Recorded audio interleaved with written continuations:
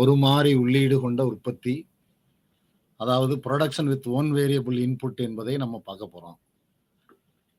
இந்த வகுப்பில் production with one variable input மட்டுமல்லாம production with two variable inputs, அதாவது இரு மாறிகளை கொண்ட உற்பத்தியை பற்றும் நாம் காணவிருக்கிறோம்.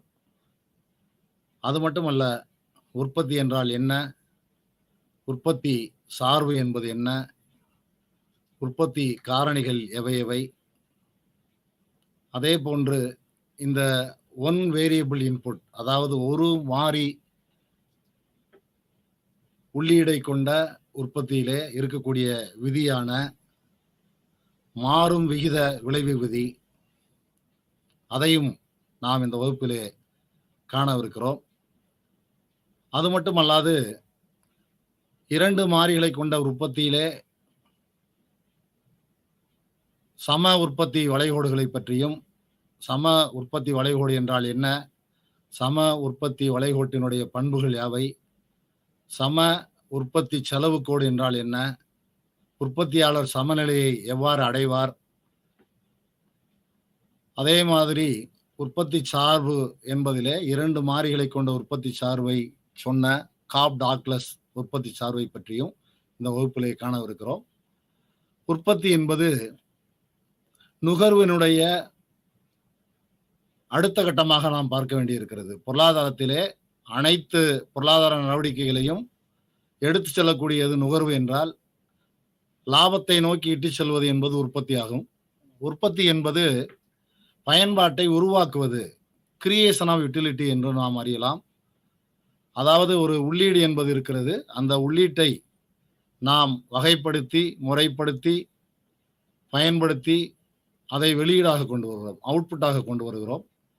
அப்போ ஒரு துண்டு துண்டாக இருக்கக்கூடிய இன்புட்ஸை நாம் இணைத்து ஒருங்கிணைத்து நாம் உற்பத்தியை கொண்டு வருகிறோம். உற்பத்தி என்பது பயன்பாட்டை உருவாக்குவது. உற்பத்தி எதற்காக? நுகர்வுக்காக. உற்பத்தி இல்லாவிட்டால் நாட்டினுடைய வளர்ச்சி என்பது ஒரு கேள்விக்குறியாகும். தேவைகள் உருவாகும் போது உற்பத்தி என்பது உருவாகும். இப்போ உற்பத்தியினுடைய அடிப்படையே நுகர்வு என்பதை நாம் புரிந்து கொள்ள வேண்டும். நுகர்வு இல்லை என்று சொன்னால், அதாவது பண்டங்களுக்கும் பணிகளுக்குமான தேவை உருவாகவிட்டால் நாம் உற்பத்தியை கொண்டு வர இயலாது. இன்புட் என்பது எப்பொழுது நமக்கு தேவைப்படுகிறது? பண்டங்களையும் பணிகளையும் உற்பத்தி செய்ய வேண்டியிருக்கிறது. ஆகவே நாம் இடுபொருட்களை, அதாவது உள்ளீடுகளை நாம் தேடி ஓடுகிறோம். அதை எடுத்து பயன்படுத்தி அதிலிருந்து நாம் வெளியீடுகளை கொண்டு வருகிறோம், அவுட்புட்டை கொண்டு வருகிறோம். அந்த அடிப்படையில் தேவைகளை நாம் நிறைவேற்ற வேண்டும் என்று சொன்னால் பண்டங்களை உற்பத்தி செய்ய வேண்டும், பணிகளை உற்பத்தி செய்ய வேண்டும். அந்த பணிகளை உற்பத்தி செய்வதற்கு உள்ளீடு அவசியமானது. உள்ளீடு என்று சொல்லுகிற போது அந்த உள்ளீடு என்பது குறுகிய கால உள்ளீடாக இருக்கலாம் அல்லது நீண்ட கால உள்ளீடாக இருக்கலாம். குறுகிய காலத்தில் அனைத்து உள்ளீடுகளையும் நாம் மாற்ற இயலாது. சில குறிப்பிட்ட உள்ளீடுகளை மாற்றலாம், சில குறிப்பிட்ட உள்ளீடுகளை மாற்றவே முடியாது. அதற்கு நாம் நீண்ட காலத்தை எதிர்நோக்கி வேண்டி இருக்கிறது அல்லது நீண்ட காலம் தேவைப்படுகிறது. அதாவது காலத்தை ஆல்ஃபிரட் மார்ஷல் 2 வகையாக பிரித்தால், 4 வகையாக பிரித்தார். ஆனால் அந்த அடிப்படையில் இந்த வகுப்பில் நாம் குறுகிய காலம் என்றால் என்ன, நீண்ட காலம் என்றால் என்ன, குறுகிய காலத்தில் ஒன் வேரியபிள் இன்புட்டை பற்றியும் நீண்ட காலத்தில் டூ வேரியபிள் இன்புட்டை பற்றியும் நம்ம படிக்க இருக்கிறோம்.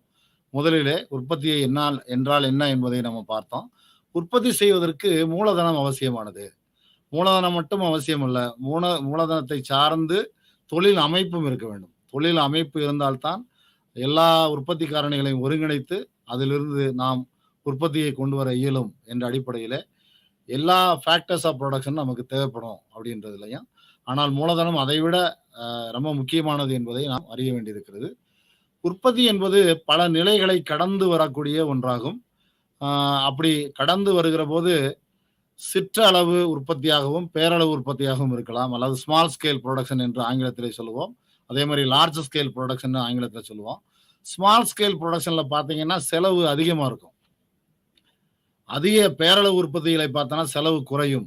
ஆகவே தான் எல்லா தொழிலதிபர்களும் எல்லா தொழில் அமைப்பாளர்களும் அல்லது உற்பத்தியாளர்களும் சிறு அளவு உற்பத்தியை எடுத்துக்கொள்ளாமல் பேரளவு உற்பத்தியை நோக்கி போக வேண்டிய ஒரு முடிவை செய்கிறார்கள். அந்த அடிப்படையில அதாவது சராசரி உற்பத்தி செலவு என்பது பேரளவு உற்பத்தியை பொறுத்தமட்டில் குறைவாக இருக்கும். சிறிய அளவு உற்பத்தியை பொறுத்தமட்டில் அதிகமாக இருக்கும். ஸோ அளவு மாற மாற, உற்பத்தியின் அளவு மாற மாற சராசரி செலவு குறைந்து கொண்டே வரும் என்பதை நீங்கள் மனதிலே வைத்துக் கொள்ள வேண்டும். அது மட்டுமல்ல, உற்பத்தி செய்கிற போது நாம் அதை விற்று தீர்க்க வேண்டியிருக்கிறது. சேல் பண்ணணும். அந்த சேல் பண்றதுக்கு என்ன வேணும்? அங்காடி வேணும். அப்ப அங்காடியை நாம் சார்ந்து தான் உற்பத்தி செய்ய வேண்டிய அவசியம் இருக்கிறது. ஸோ உள்ளீடுகளை பயன்படுத்துகிறோம், பயன்படுத்தி உற்பத்தி செய்கிறோம், உற்பத்தியை விற்று தீர்ப்பதற்கு அங்காடியை நாடுகிறோம். இந்த உற்பத்திக்கு எல்லா விதமான உற்பத்தி காரணிகளும் நமக்கு தேவைப்படுகின்றன. என்ன 4 விதமான உற்பத்தி காரணிகள் உள்ளன. லேண்ட், லேபர், கேபிட்டல், ஆர்கனைசேஷன் என்று சொல்லுவோம். நிலம், உழைப்பு, மூலதனம், தொழில் அமைப்பு. இந்த 4 உற்பத்தி காரணிகளும் இருந்தால்தான் நாம் பண்டங்களையும் பணிகளையும் உற்பத்தி செய்ய இயலும். அந்த அடிப்படையிலே there are 4 factors of production, அதாவது 4 உற்பத்தி காரணிகள். இந்த 4 உற்பத்தி காரணிகள் இல்லாமல் ஒரு பண்டத்தையோ ஒரு பொருளையோ அல்லது பணியையோ நாம் உற்பத்தி செய்வது என்பது கடினமானதாகும். உங்களுக்கு தெரியும், நிலம் மிக முக்கியமான பிரைமரி ஃபேக்டர் ஆஃப் ப்ரொடக்ஷன் என்று சொல்கிறோம். அதே மாதிரி உழைப்பு அதுக்கு உதவக்கூடிய இன்னொரு காரணி என்று சொல்கிறோம். மூலதனம், அதே மாதிரி தொழில் அமைப்பு, இந்த காரணிகள் 2ஆம் நிலை காரணிகள் என்று சொல்லுகிறோம். ஸோ ஒரு முதன்மை காரணிகளை நாம் பயன்படுத்த வேண்டும் என்று சொன்னால் 2ஆம் நிலை காரணிகளும் நமக்கு தேவைப்படுகின்றன. இப்போ நிலம் என்பது என்ன? இயற்கையின் கொடை. இயற்கை என்பது நிலத்தை வழங்கி இருக்கிறது. நிலத்தை நம்ம மாற்றவே முடியாது. அதனுடைய அழிப்பை நாம் மாற்ற இயலாது. Supply of land is always fixed in nature. So அதை யாராலும் கூட்டவோ குறைக்கவோ முடியாது. நிலம் என்பது குறுகிய காலமாக இருந்தாலும் சரி, நீண்ட காலமாக இருந்தாலும் சரி, ஒரே அளவில் தான் இருக்கும், மாறாமல் இருக்கும். அந்த அடிப்படையிலே நிலத்தின் அழிப்பு மாறாதது என்று நாம் சொல்லலாம். அது மட்டுமல்ல, நிலத்தை பொறுத்தமட்டில் தரம் என்பது வேறுபடும். ஒரு இடத்தில் அமைந்திருக்கிற நிலத்திற்கும் மற்றொரு இடத்தில் அமைந்திருக்கிற நிலத்திற்கும் தர அளவு வேறுபாடு என்பது ஃபெர்டிலிட்டியில மாறுபடும். ஒரு ஏக்கர்ல 50 மூடை விளைய வைக்கலாம் நெல் அப்படின்னா, இன்னொரு ஏக்கர்ல 60 மூடை கூட விளைய வைக்கக்கூடிய அந்த பக்குவப்பட்ட மண் என்பது அதுல இருக்கும். ஆகவே fertility of land differs from place to place என்பதை நாம் அறிந்திருக்க வேண்டும். ஸோ நிலம் என்பது இயற்கையின் கொடை என்றாலும் கூட, அழிப்பு மாறாது என்றாலும் கூட, இடம்பெயராத ஒரு காரணி, உற்பத்தி காரணி என்று சொன்னாலும் கூட தரத்திலே இது வேறுபாடு உடையது என்பதை நாம் மனதிலே வைத்துக் கொள்ள வேண்டும். இந்த நிலத்தை பயன்படுத்த வேண்டும் என்று சொன்னால் உழைப்பு அவசியம். இப்போ உழைப்பு என்பது ஒரு active factor of production, primary ஃபேக்டர்ல ஒரு முக்கியமாக இயங்கக்கூடிய காரணி. உழைப்பே இல்லை என்று சொன்னால் நாம் நிலத்தை பயன்படுத்த முடியாது. உழைப்பு மட்டும் இருந்தால் போதாது. நிலத்திலே நாம் சாகுபடி செய்ய வேண்டும் என்று சொன்னால், அல்லது பொருளை உற்பத்தி செய்ய வேண்டும் என்று சொன்னால், அல்லது விளைவிக்க வேண்டும் என்று சொன்னால் நமக்கு என்ன தேவை? பணம் தேவை, அதாவது மூலதனம் தேவை. அது மட்டுமல்ல, அதை கண்காணிக்க ஒரு விவசாயி தேவை. அப்போ ஒரு வேளாண்மை நிலத்திற்கு ஒரு விவசாயி எப்படி தேவையோ அதே மாதிரி தொழில் முனைவை பொறுத்தமட்டில், ஒரு தொழிலை பொறுத்தமட்டில் தொழில் முனைவன் என்பவன் இல்லாமல் நாம் இந்த உற்பத்தியை எடுத்து செல்ல இயலாது. அந்த அடிப்படையிலே உற்பத்தியை செய்வதற்கு 4 விதமான உற்பத்தி காரணிகளை நாம் ஒருங்கிணைக்க வேண்டிய அவசியம் இருக்கிறது. அதாவது நிலம், உழைப்பு, மூலதனம், தொழில் அமைப்பு என்று நாம் பார்க்கலாம். இந்த உற்பத்தி என்பது உள்ளீடுகளை வெளியீடாக மாற்றக்கூடிய ஒரு முறைமை என்று நான் சொன்னேன். அப்ப அந்த ப்ராசஸ் ஆஃப் ப்ரொடக்ஷன்ல பார்த்தீங்க அப்படின்னா, உள்ளீட ரா மெட்டீரியல்ஸை, ரிசோர்ஸஸை நம்ம பயன்படுத்தி ஒருங்கிணைத்து அதை வெளிக்கொண்டு வருகிறோம். அது உற்பத்தியை செய்கிறோம். அந்த உற்பத்திக்கு நாம் சில முறைமைகளை பின்பற்ற வேண்டி இருக்கிறது. அந்த முறைமையை நாம் ஒரு கருத்தாக்கத்திலே அல்லது ஒரு கான்செப்ட்ல வரையறுக்கலாம். அந்த கான்செப்டுக்கு பேர் தான் உற்பத்தி சார்பு, ப்ரொடக்ஷன் ஃபங்க்ஷன் என்று சொல்கிறோம். அந்த உற்பத்தி சார்பு என்பது உள்ளீடுகளுக்கும் வெளியீடுகளுக்கும் இடையே உள்ள அந்த தொடர்பை பற்றி விளக்குவது. It is a study of the relationship between input and output. அதாவது உள்ளீடுகளுக்கும் வெளியீட்டுக்குமான தொடர்பு தான் உற்பத்தி சார்பு. நிறைய உற்பத்தி சார்புகள், நிறைய உற்பத்தி காரணிகள் இருந்தாலும் கூட, அதாவது 4 வித உற்பத்தி காரணிகள் இருந்தாலும் கூட, நாம் குறிப்பாக அதை எப்படி சொல்லலாம்? Q is the function of N.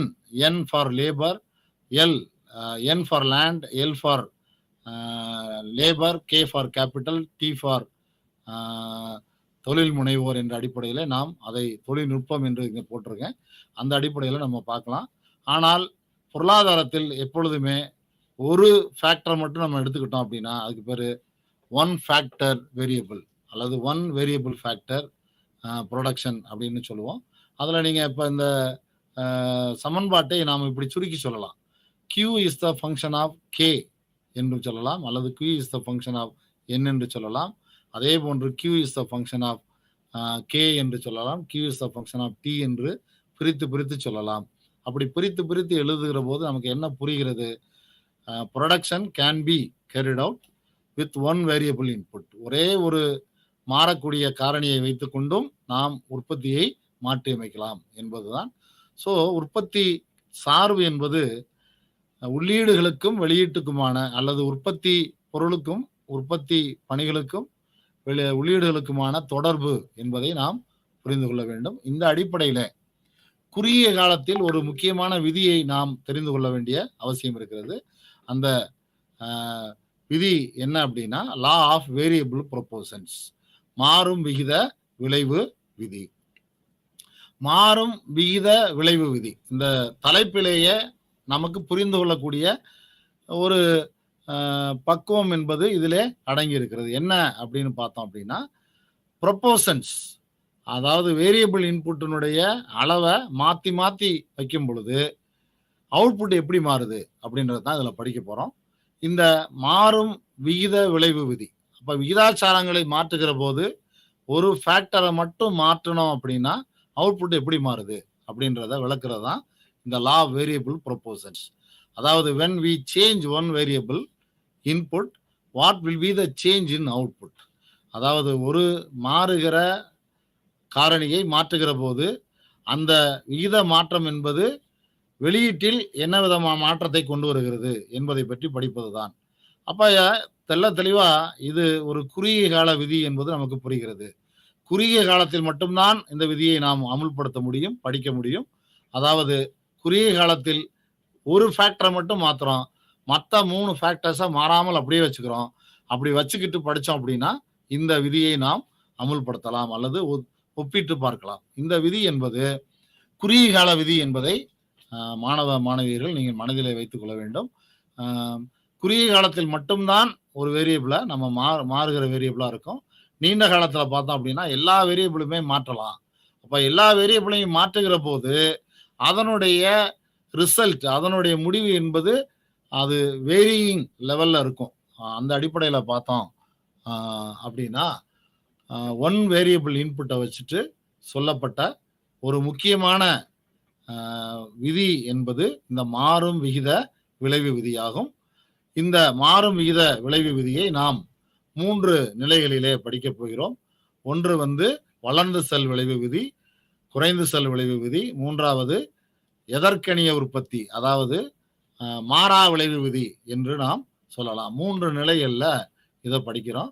So ஒன்று குறுகிய காலம், இன்னொன்று ஒரே ஒரு வேரியபிள் இன்புட்டை எடுத்துக்கிறோம்.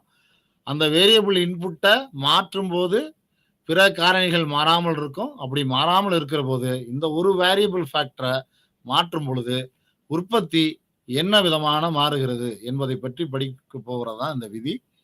இதுல நாம் ஏதாவது ஒரு ஃபேக்டரை மட்டும் தான் நம்ம மாறுறதா எடுத்துக்கிறோம். மற்ற காரணிகளை மாறவில்லை என்ற அடிப்படையிலே நாம் வைத்துக்கொள்ள வேண்டும். அப்படி குறுகிய காலத்தில் ஒரே ஒரு காரணியை மாற்றி பிற காரணிகளை மாறாமல் வைத்துக் கொண்டால் 3 நிலைகளில் இந்த உற்பத்தியானது மாறும் என்று சொல்லக்கூடிய விதிதான் லா ஆஃப் வேரியபிள் ப்ரொபோர்ஷன்ஸ், அதாவது மாறும் விகித விளைவு விதி என்று சொல்கிறோம். இதை ஸ்டிக்லர் ஒரு வரைவிலக்கணத்தை தந்திருக்கார். என்ன வரைவிலக்கணம் தந்திருக்கிறார்? உற்பத்தி பணிகளுக்கு பயன்படுத்தப்படும் பிற காரணிகளின் அளவு நிலையாக இருக்கும்போது ஒரு உற்பத்தி காரணி சம உயர்வாக அதிகரிக்கும் போது ஒரு குறிப்பிட்ட புள்ளிக்கு பிறகு மொத்த உற்பத்தியின் அளவு குறையும். அதாவது இறுதிநிலை உற்பத்தி 0 விட குறையும் என்பதுதான் ஸ்டிக்லர்னுடைய வரைவிலக்கணம். அதாவது ஒரு ஃபேக்டரை மட்டும் மாத்திரம், மற்ற காரணிகளை மாறாமல் வைத்துக்கிறோம். அப்படி மாறாமல் வைக்கும்போது பார்த்தீங்க அப்படின்னா உற்பத்தி என்பது முதலிலே கூடும். அப்பொழுது அதுக்கு அடுத்தா போல குறைய ஆரம்பிக்கும். ஒரு புள்ளியிலே நிலையான உற்பத்தியாக இருக்கும். அதற்கு பிறகு மேலும் அந்த காரணியை நீங்கள் மாற்றிக்கொண்டே போனால் அதனுடைய இறுதிநிலை உற்பத்தி என்பது குறைய தொடங்கும் என்பதுதான் இந்த விதியினுடைய விளக்கமாக நம்ம பார்க்கிறோம். இந்த அட்டவணையை பார்த்தமையானால் உங்களுக்கு தெரியும். முதல்ல பார்த்தீங்கன்னா மாறும் உள்ளீடுகளின் அலகுகள் என்று எல் எடுத்திருக்கோம். இங்க லேபரை மட்டும் நம்ம மாறும் உள்ளீடாக எடுத்திருக்கிறோம். மொத்த உற்பத்தி, அதே மாதிரி இறுதிநிலை உற்பத்தி, சராசரி உற்பத்தி, அப்புறம் ஸ்டேஜஸ் நிலைகளை போட்டிருக்கோம். நீங்க இந்த லேபரை வந்து 1 யூனிட் 2 யூனிட் ஒரு 7 யூனிட் மாத்துறீங்க அப்படின்னு வச்சுக்கிருவோம். அந்த 7 யூனிட்டை மாற்றும் பொழுது மொத்த உற்பத்தி என்ன ஆகுது, இறுதிநிலை உற்பத்தி என்ன ஆகுது, சராசரி உற்பத்தி என்ன ஆகுது அப்படின்றத இந்த 3 நிலைகளை வைத்து இந்த மாறும் விகித விளைவு விதி எவ்வாறு விளக்குகிறது என்பதை நாம் இந்த அட்டவணையின் மூலமா தெரிஞ்சுக்கலாம். ஒன்று, ஒரு அலகை பயன்படுத்தும் பொழுது மொத்த உற்பத்தி 2 அலகுகளாக இருக்கிறது. இறுதிநிலை உற்பத்தி அதுவே தான், மாறாது. ஏன்னா மொத்த உற்பத்தி ஏனென்று சொன்னால் மொத்த உற்பத்தியை நீங்க தெரிஞ்சுக்கிட்டீங்க அப்படின்னா அதிலிருந்து தான் இறுதிநிலை உற்பத்தியை கண்டுபிடிக்க முடியும். அதிலிருந்து தான் சராசரி உற்பத்தியை கண்டுபிடிக்க முடியும். அப்ப இறுதிநிலை உற்பத்தியை கண்டுபிடிக்க வேண்டும் என்று சொன்னால் மொத்த உற்பத்தி என்பது தேவைப்படும்.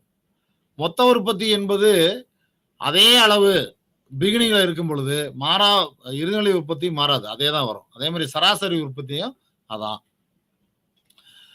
இரண்டாவது அலகை பயன்படுத்தும் போது மொத்த உற்பத்தி 6ஆக உயர்கிறது. இறுதிநிலை உற்பத்தி இப்பொழுது 4. அதாவது இப்ப எப்படி கண்டுபிடிக்கணும் அப்படின்னா, இறுதிநிலை உற்பத்தி என்பது மொத்த உற்பத்தியினுடைய தற்போதைய நிலை, முந்தைய நிலை. இப்ப தற்போதைய நிலை எவ்வளவு? 6, முந்தைய நிலை 2, 6 மைனஸ் 2 4. அப்ப அதாவது டிபிஎல் என் மைனஸ் டிபிஎல் என் மைனஸ் 1 என்று நாம் புரிந்து கொள்ள வேண்டும். அதாவது தற்போதைய மொத்த உற்பத்தி மைனஸ் முந்தைய நிலையின் மொத்த உற்பத்தி இப்ப கண்டுபிடிச்சோம் அப்படின்னா அந்த வித்தியாசம் என்பதுதான் இறுதிநிலை உற்பத்தி. 6 மைனஸ் 2 4. அடுத்து 3 பாருங்க, 12 ஆகுது மொத்த உற்பத்தி. இப்ப இறுதிநிலை உற்பத்தி 6, 12 மைனஸ் 6. அடுத்து 4 அலகுகளை பயன்படுத்தும் போது மொத்த உற்பத்தி 16ஆக உயர்கிறது. 16 மைனஸ் 12 4. அப்புறம் 5வது அலகை பயன்படுத்துறோம். அப்ப மொத்த உற்பத்தி 18 ஆகுது. 18 மைனஸ் 16 2. அடுத்து 6வது அலகை பயன்படுத்துகிறோம். 18ஆக மொத்த உற்பத்தி கூடும் பொழுது இறுதிநிலை உற்பத்தி 0ஆக மாறுகிறது. ஏன்? 18 மைனஸ் 18 என்பது 0. அதாவது 6வது அலகை பயன்படுத்தும் போது மொத்த உற்பத்தி 18, 5வது அலகை பயன்படுத்தும் போதும் மொத்த உற்பத்தி 18. எனவே வித்தியாசம் இல்லை.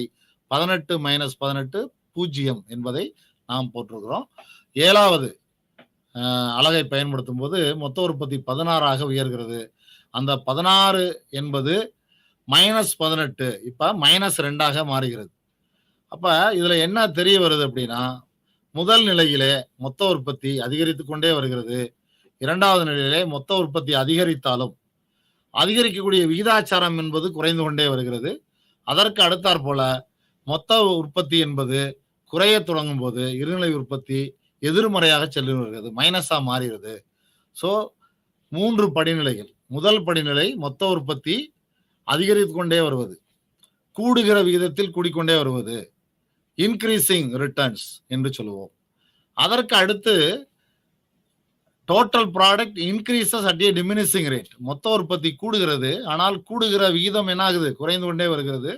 அந்த படிநிலையை, அந்த ஸ்டேஜை நம்ம லா ஆஃப் டிக்ரீசிங் ரிட்டர்ன்ஸ் என்று சொல்லுவோம். அதற்கு அடுத்து பாருங்க 18 மாறாநிலை, கான்ஸ்டன்ட் ரிட்டர்ன்ஸ் என்று சொல்லுவோம். அடுத்து எதிர்மறை நிலை 18லிருந்து 16ஆக மாறுகிறது, மைனஸ் 2ஆக மாறுகிறது. அது என்ன அர்த்தம் அப்படின்னா மொத்த உற்பத்தி குறைய துவங்குகிறது. குறைய துவங்கும் போது எதிர்நிலை உற்பத்தி எதிர்மறையை அடைந்து விடுகிறது. ஸோ இந்த 3 படிநிலைகளை விளக்கக்கூடிய ஒரு விதி என்பதுதான் மாறும் விகித விளைவு விதி, லா ஆஃப் வேரியபிள் ப்ரொபோர்ஷன்ஸ் என்று சொல்லுகிறோம். 2, 3, 4 என்று சராசரி உற்பத்தி இருக்கிற நிலையை நாம் முதல் நிலை என்று வகைப்படுத்தலாம். 4, 3.6, 3, 3.6 2 அந்த சராசரி உற்பத்தி நிலைகளை நாம் 2ஆம் நிலை என்று வகைப்படுத்துகிறோம். அதற்கு அடுத்தாற் போல 3 2.28 அந்த 2 சராசரி உற்பத்திகளை நாம் 3வது படிநிலை என்று சொல்கிறோம். சராசரி உற்பத்தியை எப்படி கண்டுபிடிப்பது? மொத்த உற்பத்தி வகுத்தல் டிவைடட் பை இன்புட், அந்த வேரியபிள் இன்புட்டை போடுறது. இப்போ உதாரணமா 2 என்பது மொத்த உற்பத்தினா 2/1 2. இரண்டாவது 6/2 3, 12/3 4, 16/4 4, 18/5 3.6, 18/6 3, 16/7 2.28. அப்ப சராசரி உற்பத்தி என்பது அதிகரித்து கொண்டே வருகிறது முதல் படிநிலையிலே. இரண்டாவது படிநிலையிலே சராசரி உற்பத்தி குறைய துவங்குகிறது. மூன்றாவது படிநிலையிலும் சராசரி உற்பத்தி மேலும் குறைய துவங்குகிறது என்பதை பார்க்கிறோம். ஆனால் சராசரி உற்பத்தி அளவுகள் அனைத்தும் நேர்மறையாக இருக்கிறது என்ற உண்மையும் நாம் தெரிந்து கொள்கிறோம் இந்த அட்டவணையில. ஆனால் இறுதிநிலை உற்பத்தியை பொறுத்த மட்டில குறைந்து கொண்டே வந்து ஒரு நிலையில எதிர்மறையா போகுது. சராசரி உற்பத்தியை பொறுத்த மட்டில எதிர்நிலை என்ற நிலைப்பாடே இல்லை. அது பாசிட்டிவா தான் இருக்கு, எல்லாமே நெகட்டிவா மாறல. அப்ப நேர்மறை என்பதுதான் இதனுடைய முக்கியமான பண்பு என்பதை நம்ம பார்க்கிறோம். இப்ப முதல் படிநிலையில வளர்ந்த செல் விளைவு விதி.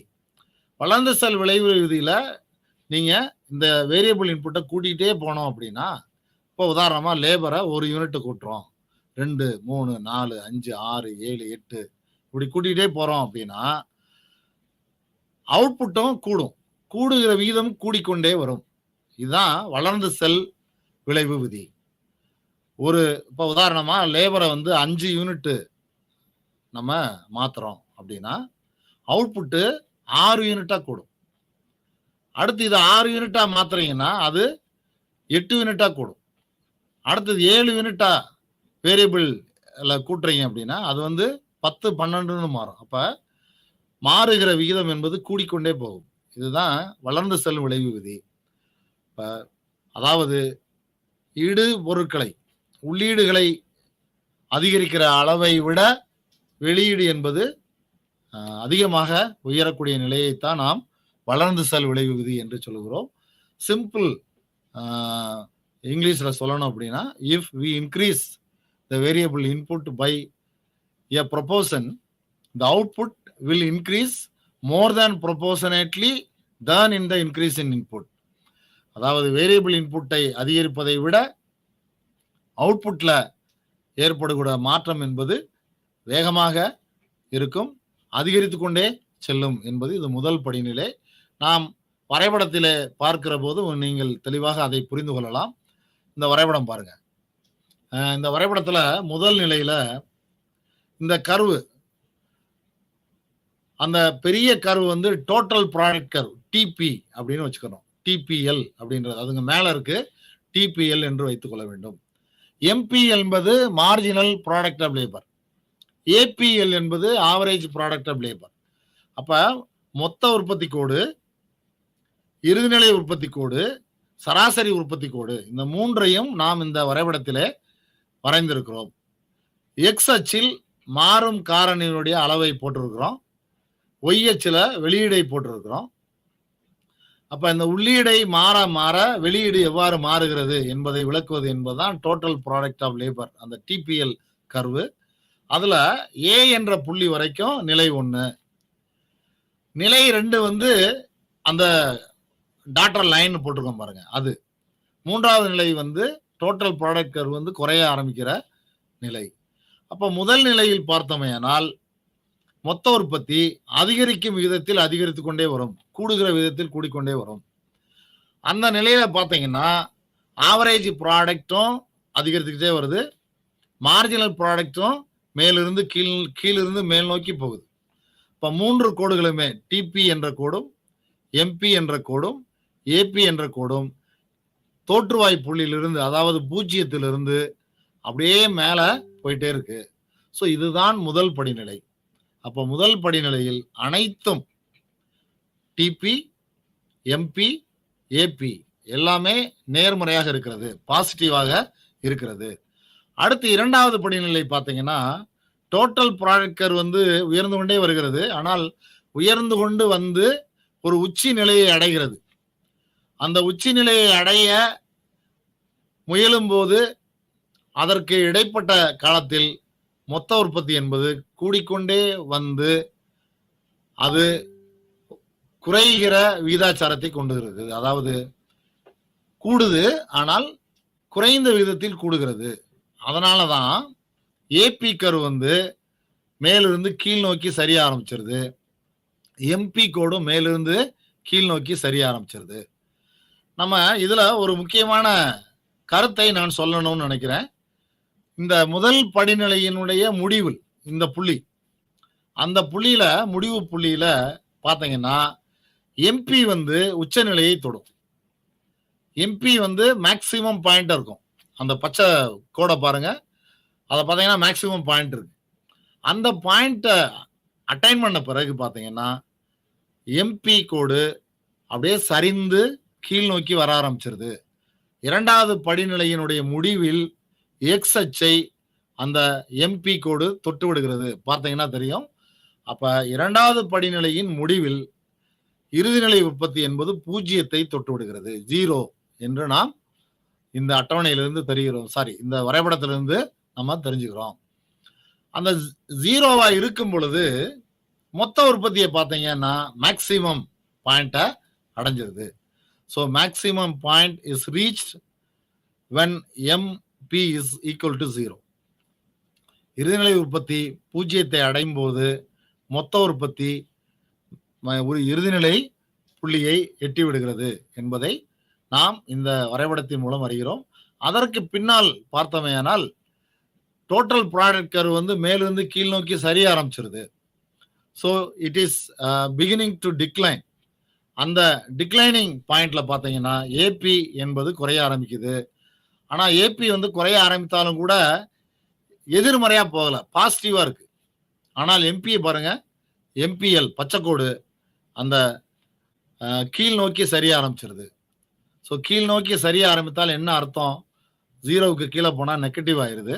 ஸோ -2 என்று அந்த அட்டவணையில் பார்த்தோம்னால அந்த புள்ளியை இது விளக்குகிறது. அப்போ there are 3 stages in law of variable proportions. One is increasing returns, இன்னொன்று வந்து டிக்ரீசிங் ரிட்டர்ன்ஸ். அதுக்கு அடுத்தா போல எம்பி ஈக்குவல் டு 0 என்று இருக்கிற போது TP is equal to maximum என்ற அந்த புள்ளி. அதற்கு அடுத்து உற்பத்தி வந்து எதிர்நிலையை அடைகிறது. மொத்த உற்பத்தி சரிய ஆரம்பிக்குது. சரிய ஆரம்பிக்கும் போது இறுதிநிலை உற்பத்தி என்பது எதிர்மறையாக போய்விடுகிறது. எதிர்மறையாக போனாலும் கூட சராசரி உற்பத்தியை பொறுத்தமட்டில் எதிர்நிலை பண்பு என்பது அங்கே எட்டப்படவில்லை. அது எப்பொழுதுமே நேர்மறையாக இருக்கிறது, பாசிட்டிவா இருக்கு. அப்ப இதுல நீங்க காம்படிட்டிவ் எக்ஸாம்லாம் எழுதுனீங்க அப்படின்னா கேள்விகள் இதுல முக்கியமா கேட்பாங்க. இந்த ஸ்டேஜ்ல முதல் படிநிலையில் டிபி எப்படி இருக்கு, எம்பி எப்படி இருக்கு, ஏபி எப்படி இருக்குன்னு கேட்கலாம். இரண்டாவது படிநிலையில டிபி எப்படி இருக்கு, எம்பி எப்படி இருக்கு, அதே மாதிரி ஏபி எப்படி இருக்குன்னு கேட்கலாம். மூன்றாவது படிநிலையில் அதாவது எதிர்நிலை உற்பத்தியில இந்த மூன்றும் எப்படி இருக்கின்றன என்று கேட்கப்படலாம். அதை நம்ம பின்னாடி அட்டவணையில நான் போட்டிருக்கிறேன், பார்ப்போம். இந்த குறைந்த செல் விளைவு விதி என்பது இரண்டாவது படிநிலை என்று சொன்னேன் இல்லையா? இரண்டாவது படிநிலை என்று சொல்லுகிற போது இங்க மொத்த உற்பத்தியும் அதிகரிக்கும், ஆனால் அதிகரிக்கக்கூடிய விகிதம் என்பது குறைந்து கொண்டே வரும். Total product increases but at A diminishing rate. மொத்த உற்பத்தி உயரும், ஆனால் உயர்கிற விகிதம் ப்ரொபோர்ஷன் என்பது குறைந்து கொண்டே வரும். சராசரி உற்பத்தி மற்றும் இறுதிநிலை உற்பத்தி ஆகிய இரண்டுமே குறைய தொடங்கும் என்பதுதான் இந்த இதுல அடைகிறது. இரண்டாவது படிநிலையினுடைய எண்டுல முடிவுல பார்த்தீங்க அப்படின்னா 0 எம்பி என்பது 0 இருக்கும். அதற்கடுத்து மூன்றாம் நிலை எதற்கணிய அதாவது எதிர்நிலை உற்பத்தி. இந்த மூன்றாவது படிநிலை பார்த்தீங்கன்னா மொத்த உற்பத்தி குறைய துவங்கும். சராசரி உற்பத்தி குறையும், ஆனால் நேர்மறையா இருக்கும். ஆனால் இறுதிநிலை உற்பத்தி என்பது குறைவதோடு மட்டுமல்லாமல் எதிர்மறையாக குறையும். அதான் அங்க முக்கியமான பாயிண்ட். எதிர்மறையாக குறைந்து போகும். இந்த அட்டவணையில பார்த்தீங்கன்னா இந்த 3 படிநிலைகளையும் நாம் மிகச் சுருக்கமாக மொத்த உற்பத்தி எப்படி இருக்கும், இறுதிநிலை உற்பத்தி எப்படி மாற்றங்களை எதிர்கொள்ளும், சராசரி உற்பத்தி எப்படி மாற்றங்களை எதிர்கொள்ளும் என்பதை நாம் இதிலே போட்டிருக்கிறோம். அந்த மாற்றங்களை பற்றி பார்த்தோம்னா, நான் ஏற்கனவே இதை விளக்கிட்டேன் உங்களுக்கு. நிலை 1ல பார்த்தீங்கன்னா வளர் விகித அதிகரிப்பு, பின்பு குறைந்து செல் விகிதத்தில் அதிகரிக்கிறது. இறுதிநிலை உற்பத்தி என்பது முதலில் அதிகரித்து பின்பு உச்சநிலை அடைந்து பின்பு குறைய தொடங்கும். சராசரி உற்பத்தி முதலில் அதிகரிக்கும், பின்பு உச்சநிலை அடைகிறது, அப்புறம் குறைய ஆரம்பிக்கும். நிலை 2ல பார்த்தீங்கன்னா குறைந்து செல் விகிதத்தில் அதிகரித்து கொண்டே போகும். இறுதிநிலை உற்பத்தி என்பது குறைந்து சென்று 0 அடையும். சராசரி உற்பத்தி எம்பி இரண்டையும் சமப்படுத்தி குறைய தொடங்கும் என்பதை நம்ம பார்க்கிறோம். அதாவது எம்பியும் ஏபியும் வெட்டுறது மட்டும் இல்லாமல் ஏபி குறைய தொடங்கிறோம், எம்பி 0 அடையும். நிலை 3 எல்லாமே குறையும். மொத்த உற்பத்தி குறையும், இறுதிநிலை உற்பத்தி எதிர்நிலை அடையும், சராசரி உற்பத்தி குறையும், ஆனால் எதிர்நிலை அடையாது. இது நேர்மறையாக இருக்கும். இப்போ இந்த அட்டவணை என்பது மிக மிக முக்கியமான ஒன்று. இந்த அட்டவணையை நீங்கள் புரிந்து படிக்க வேண்டும். புரிந்து படித்தா தான் உங்களுக்கு விதி புரியும். ஸோ லா வேரியபிள் ப்ரொபோர்ஷன்ஸ் என்பது ஒன் வேரியபிள் இன்புட்டை வச்சுக்கிட்டு உற்பத்தியை பண்ணணும் அப்படின்னா, அந்த உற்பத்தி என்பது முதல் நிலையில் அதிகரித்து கொண்டே வரும், 2ஆம் நிலையில் அதிகரிக்கும், குறைந்த விகிதத்தில் அதிகரிக்கும், 3ஆம் நிலையில் குறைய துவங்கும். இதற்கேற்றார் போல இறுதிநிலை உற்பத்தி மார்ஜினல் ப்ராடக்டும் சராசரி உற்பத்தி ஆவரேஜ் ப்ராடக்டும் மாறும். அப்படி மாறுறது எப்படி இருக்கும் அப்படின்னா, முதல் படிநிலையில் 3மே அதிகரிக்கும். டிபி, எம்பி, ஏபி 3மே அதிகரிக்கும். 2ஆவதுல பார்த்தீங்க அப்படின்னா டிபி அதிகரிக்கும், எம்பி குறையும், ஏபி குறையும். 3ஆவது படிநிலையில் டிபி குறையும், ஏபி குறையும், பாசிட்டிவா இருக்கும், எம்பி குறைஞ்சு எதிர்மறையை எட்டும். இப்ப மொத்த உற்பத்தினா என்ன, இறுதிநிலை உற்பத்தினா என்ன, சராசரி உற்பத்தினா என்ன அப்படின்றத புரிஞ்சுக்கிறதுக்காண்டி நான் இப்போ அதை பற்றி உங்களுக்கு சொல்ல போகிறேன். இப்போ மொத்த உற்பத்தி என்பது இடுபொருட்களை வைத்து எவ்வளவு உற்பத்தி செய்வோமே அந்த மொத்த அளவு உற்பத்தியை குறிக்கும். ஒரு குறிப்பிட்ட காலத்தில் உற்பத்தி காரணிகளின் கலவையை பயன்படுத்தி உற்பத்தி செய்யப்பட்ட மொத்த பண்டங்களின் அளவு என்பதுதான் மொத்த உற்பத்தி. So total product is the product which is produced by the producers with the help of all the inputs at a particular point of time. ஒரு குறிப்பிட்ட காலத்தில் ஒரு உற்பத்தியாளர் உள்ளீடுகளை பயன்படுத்தி எவ்வளவு உற்பத்தி செய்கிறாரோ அதுதான் மொத்த உற்பத்தி. அதாவது இதை வேறு விதமாகவும் சொல்லலாம். இறுதிநிலை உற்பத்தியினுடைய மொத்தம், if we add up, if we sum up marginal product, we can derive total product.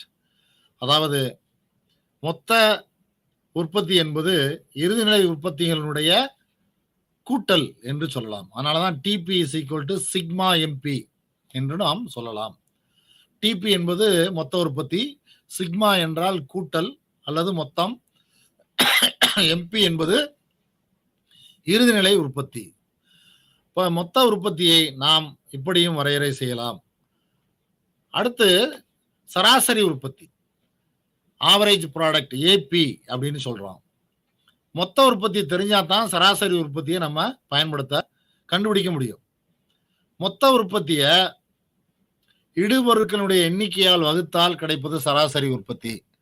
அதாவது சராசரி உற்பத்தி என்பது ஒரு உழைப்பினுடைய அல்லது ஒரு உற்பத்திக்காரனுடைய உற்பத்தி, production per head of factor of production என்று சொல்லலாம். அதாவது கணித ரீதியாக பார்த்தோம் அப்படின்னா AP is equal to TP by N. டிபி என்பது மொத்த உற்பத்தி, ஏபி என்பது சராசரி உற்பத்தி, என் என்பது மொத்த உள்ளீடுகளின் அளவு அல்லது அலகு, இன்புட்ஸ், எத்தனை இன்புட்ஸை போட்டிருக்கோம், number of units of factors of production என்று சொல்லலாம். அப்போ மொத்த உற்பத்தி தெரிஞ்சு உள்ளீடுகளினுடைய எண்ணிக்கை தெரிஞ்சாதான் நம்ம எதை கணக்கிட முடியும், சராசரி உற்பத்தியை கணக்கிட முடியும். அப்ப சராசரி உற்பத்தி இஸ் ஈக்குவல் டு மொத்த உற்பத்தி டிவைடட் பை உள்ளீடுகளின் எண்ணிக்கை. அடுத்து இறுதிநிலை உற்பத்தி. இறுதிநிலை உற்பத்தி கண்டுபிடிக்க வேண்டும் என்று சொன்னால் நம்ம மொத்த உற்பத்தி தெரிஞ்சிருக்கணும். மொத்த உற்பத்தி ஒரு நிலையில் எவ்வாறு இருக்கிறது, அடுத்த நிலையில் எப்படி இருக்கு, அதுக்கு அடுத்த நிலையில் எப்படி இருக்கு, அதற்கு அடுத்த நிலையில மொத்த உற்பத்தியினுடைய அளவு என்ன, இந்த ஸ்டேஜ் பை ஸ்டேஜா தெரிஞ்சா தான் நம்ம எம்பி என்பது கண்டுபிடிக்க முடியும். அந்த எம்பியை எப்படி சொல்லலாம் அப்படின்னா கூடுதல் உற்பத்தி என்றும் சொல்லலாம். அதாவது ஆங்கிலத்தில் சொல்லணும் அப்படின்னா இன்க்ரிமெண்டல் ப்ராடக்ட், இன்க்ரீஸ்டு ப்ராடக்ட்.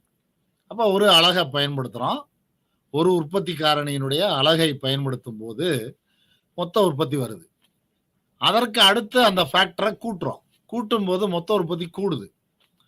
அப்ப இந்த இப்ப உற்பத்திக்கும் முந்தைய உற்பத்திக்கும் இடையே வித்தியாசம் இருக்கும். அந்த வித்தியாசம் என்பதுதான் இறுதிநிலை உற்பத்தி. அதாவது மொத்த உற்பத்தியில் ஏற்படுகிற மாற்றம், அதே மாதிரி உள்ளீடு அளவுகளில் ஏற்படுகிற மாற்றம். MP is equal to delta TP by delta N என்று சொல்லலாம். எம்பி என்பது இறுதிநிலை உற்பத்தி, டெல்டா டிபினா மொத்த உற்பத்தியில் ஏற்படுகிற மாற்றம், டெல்டா என் என்றால் மொத்த உள்ளீடு அளவில் ஏற்படுகிற மாற்றம். அப்ப உள்ளீட்டு அளவையும் மாற்றம், மொத்த அதனால எது மாறுது, மொத்த உற்பத்தி அளவு மாறுது. அப்படி மாறும்போது இறுதிநிலை உற்பத்தியும் நமக்கு மாற்றத்தை அடையும்.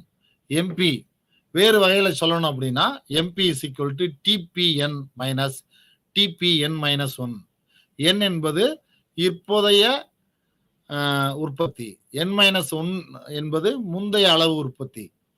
அப்ப இப்ப எவ்வளவு மொத்த உற்பத்தி மைனஸ் இதற்கு முன்னால எவ்வளவு உற்பத்தி, ரெண்டுக்கும் உள்ள வித்தியாசம் என்பதுதான் இறுதிநிலை உற்பத்தி. அதாவது MP is equal to TPN minus TPN minus 1 என்று நாம் சொல்லலாம். அதாவது என் என்பது தற்போதைய உற்பத்தி, தற்காலத்தை குறிப்பது. என் மைனஸ் 1 என்பது அதற்கு முந்தைய காலத்தை குறிப்பது. உதாரணமாக 2022ல ஒரு உற்பத்தி 20 யூனிட் அப்படின்னு வச்சுக்கிறோம். ஒரு எளிமையான உதாரணம். 2021ல 18 அப்படின்னு வச்சுக்கிறோம். அப்ப 20 மைனஸ் 18 2. அப்ப 2 என்பது இறுதிநிலை உற்பத்தி. டிபிஎன் மைனஸ் டிபிஎன் மைனஸ் 1. அப்ப இப்ப பார்த்தோம் அப்படின்னா இந்த பொருள்களை அர்த்தங்களை நம்ம தெரிஞ்ச பிறகு டோட்டல் ப்ராடக்ட்னா என்ன, மார்ஜினல் ப்ராடக்ட்னா என்ன, சராசரி உற்பத்தினா என்ன என்பதை பற்றி நாம் தெரிந்த பின்பு நாம் அந்த லா வேரியபிள் ப்ரொபோர்ஷன்ஸை வந்து நீங்க பார்த்தீங்க அப்படின்னா மிக மிக எளிமையாக உங்களுக்கு புரியும்.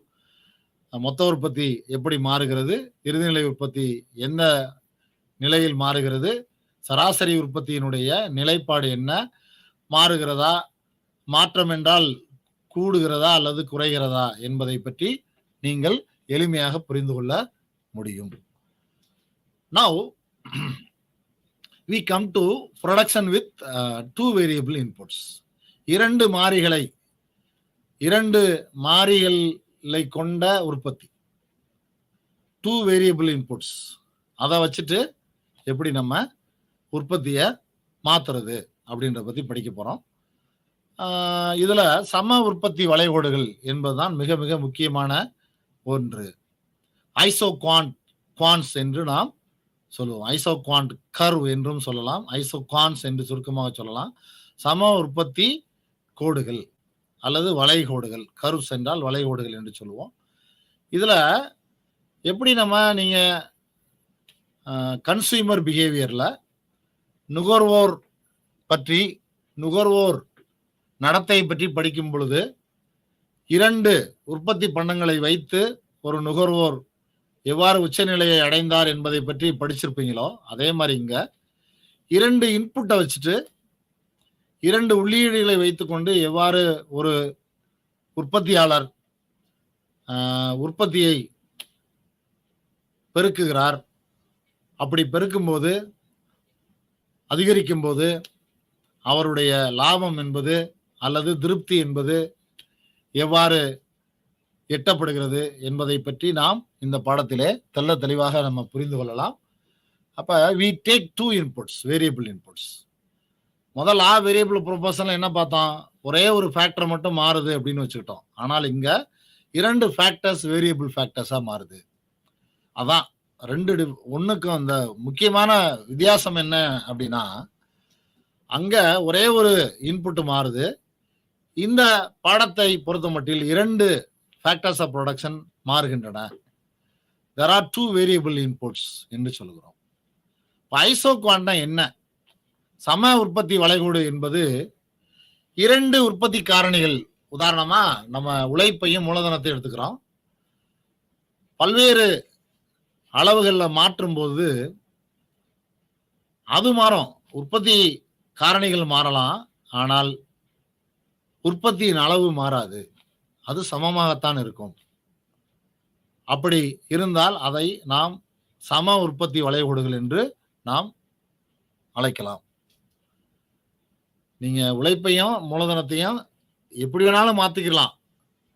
உழைப்பை அதிகமாக பயன்படுத்தலாம், மூலதனத்தை குறைச்சு பயன்படுத்தலாம், அல்லது மூலதனத்தை அதிகமாக பயன்படுத்தலாம், உழைப்பை குறைச்சு பயன்படுத்தலாம். ஆனாலும் கூட உற்பத்தி அளவு எல்லா நிலைகளிலும் சம அளவில் இருக்கும். அப்படி இருந்தால் அதற்கு பேர் சம உற்பத்தி வளைகோடுகள் என்று நாம் புரிந்து கொள்ளலாம். அதாவது சம உற்பத்தி வளைகோடு என்பது சம உற்பத்தி வளைகோடு என்பதும் பண்டமாற்று கோடும் என்றும் அழைக்கலாம். இதுக்கு வேறு பேர் இருக்கு. சம அளவு உற்பத்தி கோடு, சம உற்பத்தி கோடு, அதே மாதிரி பண்டமாற்று கோடு என்றும் நாம் இந்த ஐசோகுவான்ட்டுக்கு வேறு பெயர் வைத்தும் அழைக்கலாம். இந்த சம உற்பத்தி வளைகோட்டினுடைய வரைவிலக்கணம் என்பது பெர்குசான் என்பவர் சொல்லியிருக்காரு. சம உற்பத்தி கோடு என்பது அனைத்து சாத்தியமான உற்பத்தி கலவைகளை பயன்படுத்தி குறிப்பிட்ட பரும அளவு உற்பத்தி வெளியீட்டினை பெறுவதாகும். அதாவது சம உற்பத்தி வளைகோடு என்பது 2 மாறிகளை பல்வேறு விகிதாச்சாரங்களில் மாற்றுகிற போது எப்படி உற்பத்தி மாறாமல் ஒரே அளவில் இருக்கும் என்பதை விளக்கக்கூடிய ஒரு வளைகோடு என்பதை நாம் புரிந்து கொள்ள வேண்டும். இந்த ஐசோகுவான்ட்ஸை வரைகிறதுக்கு நமக்கு ஒரு ஐசோகுவான்ட் ஷெட்யூல் வேணும், அட்டவணை வேணும். இந்த ஐசோகுவான்ட் அட்டவணையில நம்ம என்னென்ன போட்டிருப்போம் அப்படின்னா 2 மாறக்கூடிய உற்பத்தி காரணிகளை வைத்துக் கொள்வோம். அதனுடைய அளவுகள் காம்பினேஷன்ஸ் ஆஃப் 2 இன்புட்ஸ், அப்புறம் உற்பத்தி அளவு. அந்த 2ஐயும் டயக்ராம்ல குறிச்சு நம்ம கருவை வரைஞ்சோம் அப்படின்னா காம்பினேஷன்ஸ் மாறலாம், அளவுகள் மாறலாம், கலவைகள் மாறலாம், தொகுப்புகள் மாறலாம். ஆனால் உற்பத்தியினுடைய அளவு ஒரே சமமானதாக இருக்கும். உதாரணமா இந்த அட்டவணையில பாருங்க, உற்பத்தி கலவைகள் ABCDE என்று நாம் குறித்திருக்கிறோம். உழைப்பின் அலகு, அதே மாதிரி மூலதனத்தின் அலகு, துணியின் உற்பத்தி அளவு மீட்டர்ல சொல்லியிருக்கிறோம். உற்பத்தி கலவை there are 5 combinations of 2 variable inputs ABCDE. உழைப்பையும் மூலதனத்தையும் பல அளவுகள்ல பயன்படுத்துறோம். உழைப்ப 2, மூலதனத்தை 30 ரூபா. அப்ப 2 + 30, இதுதான் காம்பினேஷன் A. காம்பினேஷன் B என்பது 4 + 22. காம்பினேஷன் C என்பது 6 + 16. காம்பினேஷன் D என்பது 8 + 12. காம்பினேஷன் E என்பது 10 + 10. இதுதான் 2 வேரியபிள் இன்புட்ஸுடைய அளவு. ஆனால் இந்த 2ஐயும் வச்சுட்டு துணியின் அளவை எவ்வளவு உற்பத்தி பண்றோம்? 400 மீட்டர், 400 மீட்டர், இது மாறவே இல்லை. இப்ப வேரியபிள் இன்புட்ஸ் வந்து என்ன கலவையில வேணாலும் இருந்தாலும் உற்பத்தி மாறாமல் அப்படியே இருக்கு. அதான் சம உற்பத்தி என்று நாம் ஈக்குவல் ப்ராடக்ட், சம உற்பத்தி என்று சொல்லுகிறோம். அப்ப இங்க அடுத்து பாருங்க, சம உற்பத்தி வளைகோடு. இந்த வரைபடத்தில் சம உற்பத்தி வளைகோடு என்பது உள் குளிந்து இருக்கிறது, கான்வெக்ஸ்னு சொல்லுவோம் ஆங்கிலத்தில். ஐக்யூ என்பது ஐசோகுவான்ட், சம உற்பத்தி வளைகோடு. இது இந்த பூச்சியம் என்ற தோற்றுவாயை நோக்கி உள் குளிந்து இருக்கிறது, கான்வெக்ஸ் டு தி ஆரிஜின் என்று ஆங்கிலத்தில் சொல்லுவோம். அப்ப குளிந்து மட்டும் இல்ல, மேலிருந்து கீழ் நோக்கி இடமிருந்து வளமாக சரிந்து வருகிறது என்பதும் நமக்கு தெரிகிறது. அப்ப இந்த கோடு ஐக்யூ என்பது மேலிருந்து ஆரம்பிச்சு கீழ் நோக்கி சரிந்து வருது. அப்ப எதிர்மறை சாய்வு என்று நம்ம சொல்லலாம், நெகட்டிவ்லி ஸ்லோப் என்று சொல்லலாம். இப்ப சம உற்பத்தி வளைகோடு எதிர்மறை சாய்வுடையது, மேலிருந்து கீழ் நோக்கி சரிந்து வருகிறது என்பதை பார்க்கிறோம். இதுல ஒய் அச்சிலையும் சரி எக்ஸ் அச்சிலையும் சரி ரெண்டுலுமே இன்புட்டை தான் குறிச்சிருக்கிறோம். நீங்க பாருங்க, எக்ஸ் அச்சில உழைப்பு அது ஒரு இன்புட்டு, ஒய் அச்சில மூலதனம் அது ஒரு ஃபேக்டர், அது ஒரு இன்புட்டு. இப்போ ரெண்டு இன்புட்டையும் ரெண்டு அச்சில போட்டுட்டு அதனுடைய அளவுகளை குறிக்கிறோம். 2, 4, 6, 8, 10. அதுல 10, 12, 16, 22, 30. ஏற்கனவே நம்ம அட்டவணையில போட்ட அளவுகளை இங்க குறிச்சிருக்கிறோம். அந்த அளவுகளுக்கு தகுந்த மாதிரி காம்பினேஷனை 5 காம்பினேஷனை குறித்து அந்த வரைபடத்தை, அந்த கர்வை, வளைகோட்டை நீங்க ஃப்ரீ ஹேண்ட் கர்வ்ல வரைஞ்சீங்க அப்படின்னா அது நெகட்டிவ்லி ஸ்லோப்டா வருது, மேலிருந்து கீழ் நோக்கி கான்வெக்ஸா வந்திருக்கு.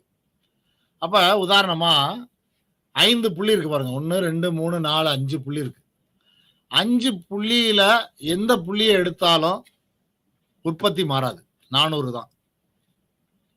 அப்ப ஈக்குவல் ப்ராடக்ட் கர்வ், ஐசோகுவான்ட். ஐசோ என்றால் சமம் என்று அர்த்தம், ப்ராடக்ட் என்றால் உற்பத்தி, கர்வ் என்றால் வளைகோடு, சம உற்பத்தி வளைகோடு என்று நாம் புரிந்து கொள்ள முடியும். அப்ப காம்பினேஷன்ஸ் வேறுபாடு இருக்கலாம், காம்பினேஷன்ஸினுடைய அளவு மாறலாம், ஆனால் உற்பத்தி அளவு மாறாது, எந்த புள்ளியை எடுத்தாலும். அப்ப என்ன உண்மை, என்ன ஒரு முக்கியமான ஒரு புரிதல் வேண்டும் அப்படின்னா, ஒரே ஒரு சம உற்பத்தி வளைகோட்டின் மீது எந்த புள்ளியை எடுத்துக்கொண்டாலும் உற்பத்தி அளவு மாறாது. ஏயா இருக்கலாம், பியா இருக்கலாம், சி, டி, இ, 5 காம்பினேஷன்ஸ் பார்த்தோம் இல்லையா? 5 காம்பினேஷன்ஸ்லையும் அவுட்புட் ஒண்ணுதான், அளவு ஒண்ணுதான். ஆனால் நமக்கு என்ன தெரிஞ்சிருக்கணும் அப்படின்னா, ஒரே ஒரு கோடு, வேற கோடுனா அளவு மாறிடும்.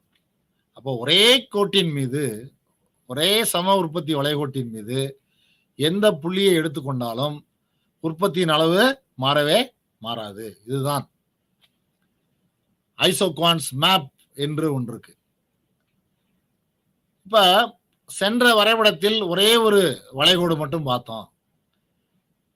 ஐசோகான்ட் மேப்னா என்ன அப்படின்னா, ஒன்றுக்கு மேற்பட்ட சம உற்பத்தி வளைகோடுகளை ஒரே ஒரு வரைபடத்தில் நாம் வரைந்தோமேயானால் அதற்கு பேர் தான் ஐசோகுவான்ட் மேப் என்று சொல்கிறோம்.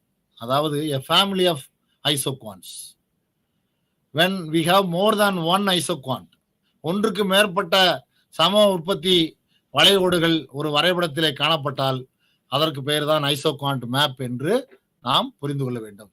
ஐசோகுவான்ட் மேப் இந்த வரைபடத்தில் பார்த்தீங்கன்னா 4 ஐசோகுவான்ட்ஸ் போட்டிருக்கோம், IQ1, IQ2, IQ3, IQ4. அப்ப இந்த 4ம் ஒரு குடும்பம், combination of isoquants, a group of isoquants, a family of isoquants.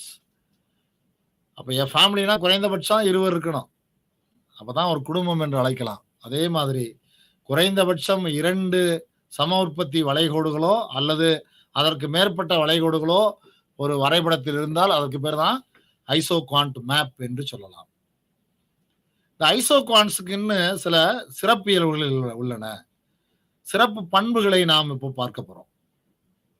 ஐசோகுவான்ட் எப்படி இருக்கும், ஐசோகுவானுடைய பண்புகள் என்ன, சம உற்பத்தி வளைகோட்டினுடைய பண்புகள். ஒன்று, சம உற்பத்தி வளைகோடுகள் எதிர்மறை சரிவை கொண்டவை.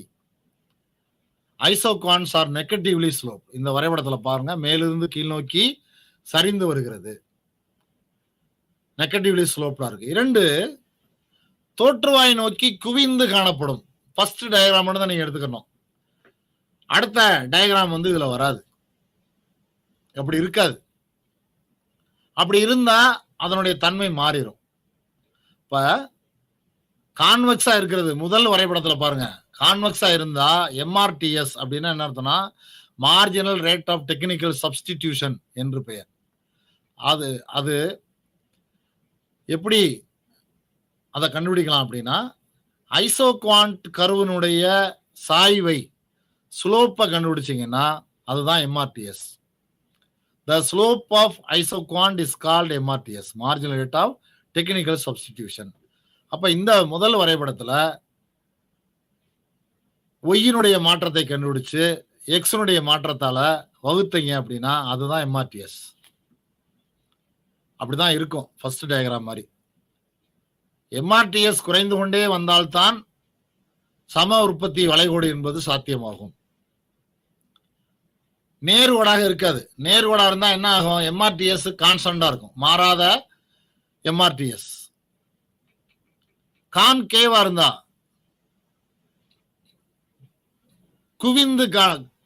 குளிந்து காணப்பட்ட அந்த இந்த இருக்குல்ல வளர்ந்து செல் எம்ஆர்டிஎஸ் இன்க்ரீஸ் ஆயிட்டே போயிட்டு இருக்கும். ஆனால் சம உற்பத்தி வளைகோடுகளிலே எம்ஆர்டிஎஸ் என்பது குறைந்து கொண்டே வந்தால்தான் உற்பத்தி என்பது சமமாக இருக்கும். அடுத்த பண்பு, மூன்றாவது பண்பு, 2 சம உற்பத்தி வளைகோடுகள் ஒன்றை ஒன்று வெட்டி கொள்ளாது. ஏன் அப்படின்னா நம்ம திரும்பவும் இங்க வருவோம். இந்த வரைபடத்தில் IQ1ல எந்த புள்ளி எடுத்தாலும் சம உற்பத்தி மாறாது, சம உற்பத்தி இருக்கும். IQ2, IQ3, IQ4 போகும்போது மேல போக போக உற்பத்தி என்பது உயர்ந்து கொண்டே போகும். அப்ப இந்த பண்பு இதுல இருக்காது. நீங்க பாத்தீங்கன்னா IQ1 என்பது இடது பக்கம் பாத்தீங்கன்னா ஏ என்ற புள்ளியினுடைய இடது பக்கம் பாத்தீங்கன்னா மேல வந்துருது, IQ2 கீழே வந்துருது. அப்ப IQ1ல ஒரு அளவு இருக்கும், IQ2ல அதை விட குறைவான அளவு இருக்கும். ஆனால் நான் இப்ப சற்று முன்னால காமிச்ச வரைபடத்துல IQ1 IQ2னா IQ2ல அளவு அதிகமா இருக்கும், IQ1ல குறைவா இருக்கும். ஆனால் இங்க அந்த உண்மை இங்கே தோற்கடிக்கப்படுகிறது. வலதுபுறம் உண்மையா இருக்கு. வலதுபுறம் பாத்தீங்கன்னா IQ2 வந்து அதிகமா இருக்கு C என்ற புள்ளியில, B என்ற புள்ளியில அளவு உற்பத்தி அளவு குறைவா இருக்கும். அப்ப வலதுபுறம் உண்மையாகவும் இடதுபுறம் உண்மைக்கு புறம்பானதாகவும் இருப்பதால் 2 சம உற்பத்தி வளைகோடுகள் ஒன்றை ஒன்று வெட்டி செல்லாது. அடுத்து உயர் சம உற்பத்தி வளைகோடு அதிக உற்பத்தியும், கீழே உள்ள சம உற்பத்தி வளைகோடு குறைவான உற்பத்தியும் காமிக்கும். அதான் நான் இப்ப சொன்னேன். அடுத்தது சம உற்பத்தி வளைகோடுகள் அச்சுகளை தொடாது, எக்ஸ் அச்சவும் தொடாது, ஒய் அச்சையும் தொடாது. அப்படி தொட்டால் அது அந்த பண்பு மாறிவிடும். இப்போ உதாரணமா சி என்ற புள்ளியில பாத்தீங்கன்னா மூலதனம் வந்து பிக்சரா மாறிடுது, வேரியபிள் இன்புட்ன்றது மாறாது. எல் என்ற புள்ளியில பாத்தீங்கன்னா உழைப்பு பிக்சர் ஃபேக்டரா மாறிடும். ஆனால் நம்ம இங்க என்ன படிச்சோம்? 2 மாறிகள் என்பது மாறிக்கொண்டே வருகிற போது அதுல உற்பத்தி எப்படி மாறும் அப்படின்றது. அடுத்து சம உற்பத்தி செலவு கோடு அப்படின்னா என்ன அர்த்தம் அப்படின்னா, இந்த வரைபடத்தை பாத்தீங்கன்னா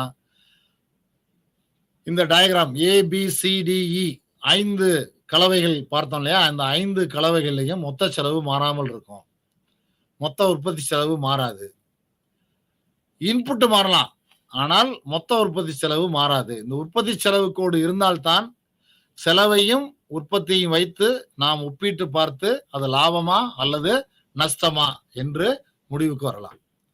அப்ப ஒரு உற்பத்தியாளன் சமநிலை புள்ளியை அடைகிறான், திருப்தி நிலையை அடைகிறான் என்று சொன்னால், அல்லது ஒரு உற்பத்தியாளர் அடைகிறார் என்று சொன்னால் அவருக்கு லாபம் என்பது கிடைக்கிறது, வருவாய் என்பது உயர்கிறது என்று பொருள், அல்லது திருப்தியை அடைகிறார் என்பது பொருள். அந்த திருப்தி அடையும் பொழுது அவருக்கு மொத்த உற்பத்தி உச்சநிலை அடைந்திருக்க வேண்டும். அப்படி இல்லைன்னா நம்ம அது சமநிலை என்று சொல்லக்கூடாது. அப்போ உற்பத்தியாளர் சமநிலை என்றால் என்ன? உற்பத்தியாளருக்கு திருப்தியை தரக்கூடிய புள்ளி. உற்பத்தியாளர் எப்பொழுது திருப்தி அடைவார்? அவருக்கு வந்து உற்பத்தி அதிகமா இருக்கணும் அல்லது லாபம் அதிகமா இருக்கணும். அந்த புள்ளி என்பது இ என்ற புள்ளி.